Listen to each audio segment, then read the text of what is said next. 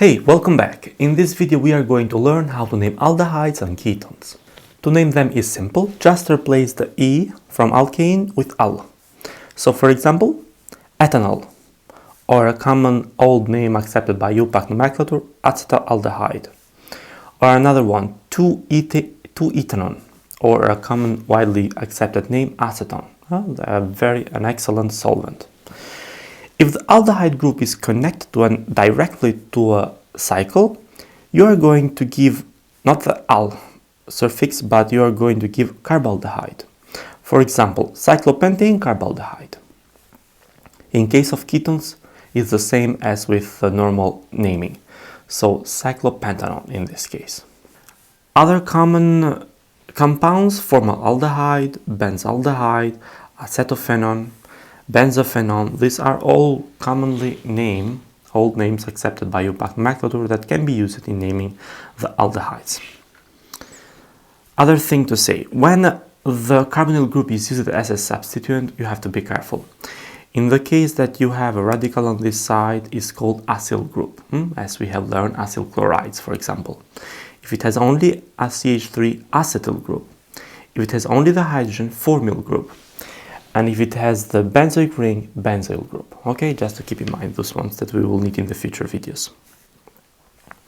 In case you have the ketone group and also the aldehyde group, ketone group is named as an oxo, to the corresponding position, of course, 3-oxohetanol in this case. Okay, let's move to the first example. Convert names below into the structures. Let's start with the point A. Always when you have to do those kinds of naming that is given the description, you have to look for the parent name. Draw the parent name and after that add the substituents. So let's move to the point A. So pentanone is the parent name. So it contains 5 carbons. And the on is at the position 2. So let's assume here. You can place it here or here. It's up to you. It's the same thing. So 1, 2, 3, 4, 5, and at the position 4 you have the chlorine, and that's it. Just fill with hydrogens and you are done. Let's move to the point B. Now you have 3-phenyl-2-propanol, so it's an aldehyde that contains a double bond in here and a phenyl group at the position 3. First let's write the parent name. So propanol is with 3 carbons. So you have a double bond at the position 2, and the aldehyde group is going to be here, and the phenyl is going to be at the position 3. 1, 2 is a double bond. At position 3 you have the phenyl group, and fill them with hydrogens, and that's it. We are done, right? Let's move to point C. 6,6-dimethyl-2,4-cyclohexane-DNone. So cyclohexane is the parent name first. So far, cyclohexane. And it is a ketone. So it contains 2 double bonds. First we have to start counting, naming from the ketone group. 1, 2, 3, 4, 5, 6.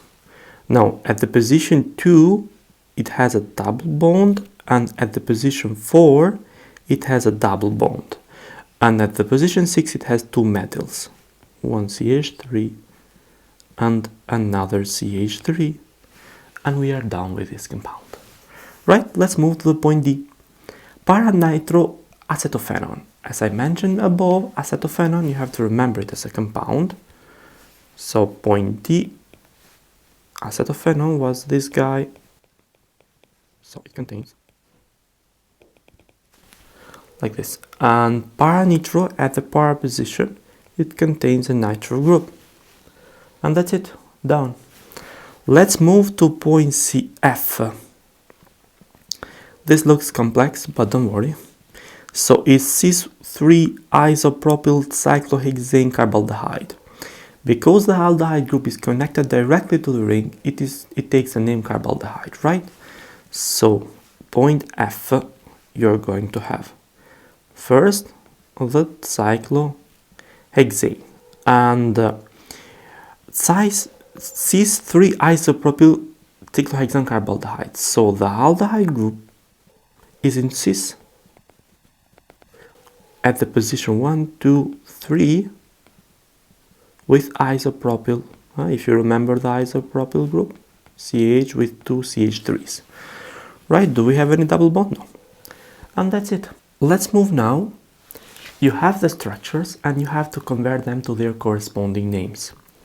Now, in the first case, again, the same strategy, find the parent name that contains the aldehyde or ketone group.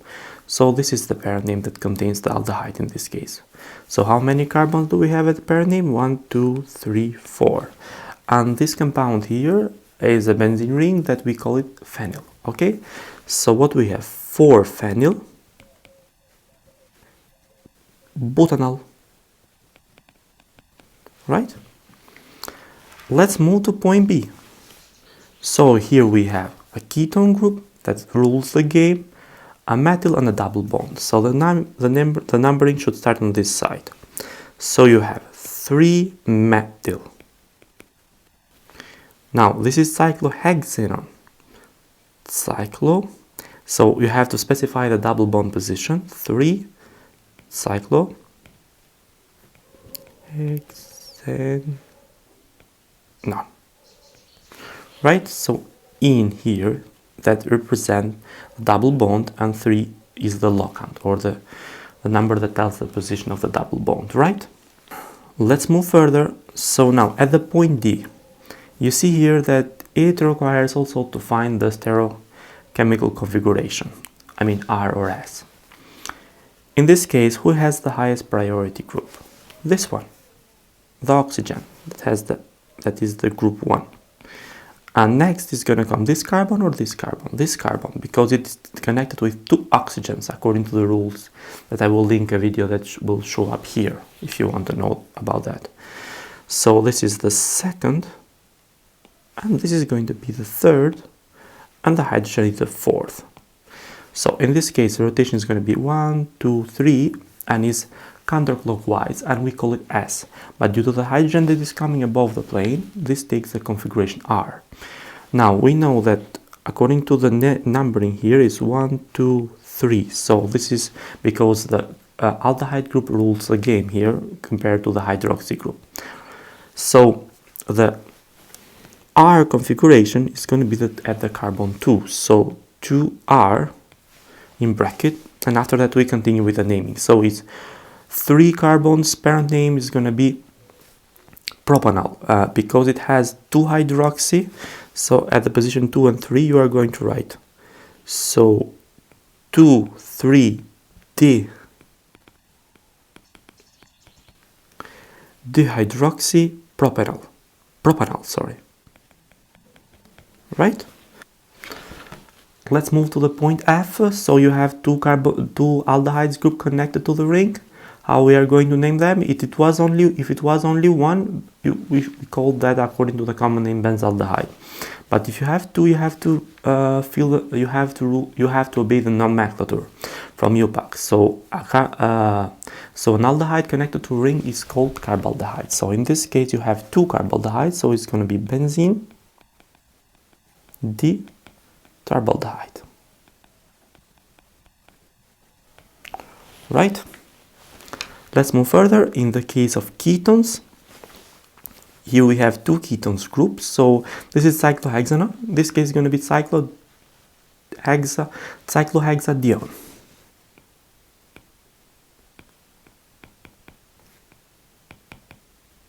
Right? And the last one, point H. Now you have a ketone and aldehyde. I said that if a ketone is as a substituent, you're going to name it as an oxo. So in this case, 1, 2, 3, 4. So it's going to be 3-oxo.